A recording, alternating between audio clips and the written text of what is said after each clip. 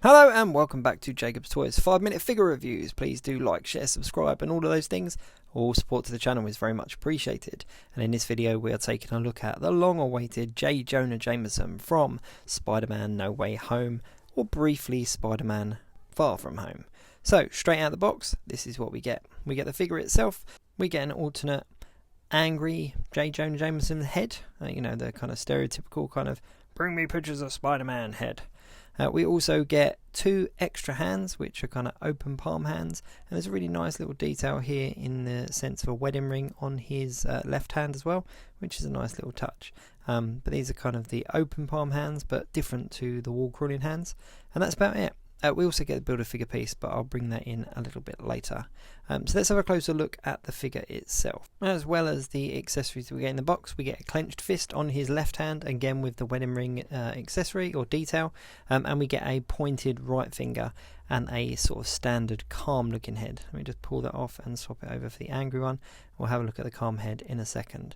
But this is kind of your stereotypical kind of JJJ pose, you know, the kind of angry grimacing kind of bring me photos of Spider-Man kind of face with the pointing finger, like Spider-Man's a menace, you know that. So this is obviously based off of Jonah Jameson's look in the MCU films and not from the Sam Raimi trilogy. Obviously in the Sam Raimi trilogy he was much younger and had a lot more hair.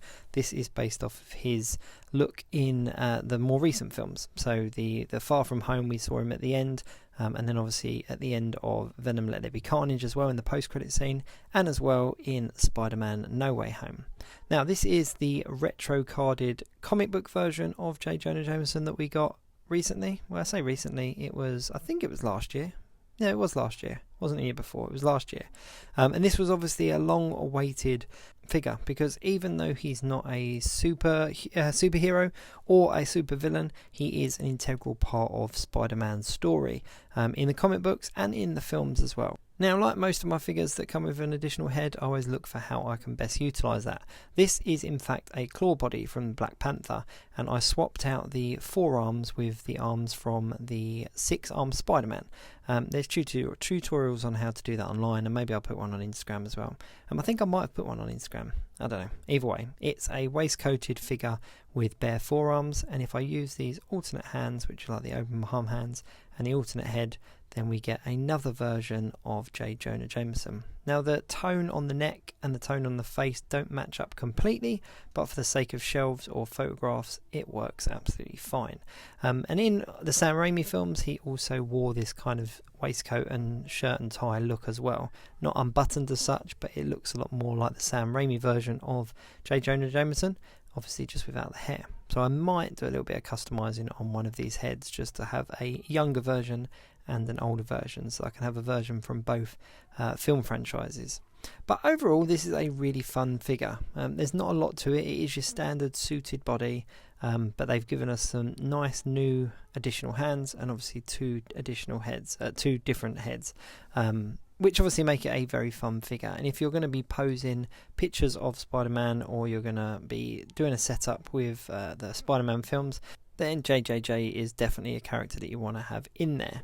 I would recommend picking one up if you are a big Spider-Man fan, because these figures tend to hang around the shelves for a little while, and then once they're gone, and then people are chasing after them for a while. Now we did get a version of Jonah Jameson previously, back when they did the original kind of Sam Raimi toy line, but he wasn't that great. I mean, he was a good figure for the time, but the likeness wasn't that great, whereas the likeness on this particular head sculpt is really, really nice. It's really, really good. It definitely resembles JK Simmons, who was the absolute perfect casting for Jonah Jameson. So yes, it definitely looks like JK Simmons, and that's why I think I'm going to customize one of these heads just to have a younger and an older version of him. But yeah, and if you can pick up a claw body, then obviously you can do what I've done here and have two versions of the character depending on what your displays and setups look like. But yeah, he's cool. Obviously comes with a Build-A-Figure piece as well, so if you are building the Armadillo figure, then you're going to need to pick up JJJ anyway, and if you're a Spider-Man collector, then I would recommend picking him up just to add a little bit. Oh, there's the Build-A-Figure piece. See, I knew I had it somewhere. So it comes with the left arm of the Armadillo, and it's a huge Build-A-Figure. I can't wait to put this thing together because every single piece just looks huge compared to the figure that it comes with, which is always a good sign for a Build-A-Figure. So if you're enjoying the 5-minute figure reviews, please do like, share, subscribe, all of those things. All support to the channel is very much appreciated. Do check out my channel for more 5-minute figure reviews, as well as the rest of this wave. But yeah, Jonah Jameson, definitely worth picking up if you're a Spider-Man fan. I think he's a cracking figure. Really pleased to have him. That's it. I'll catch you next time.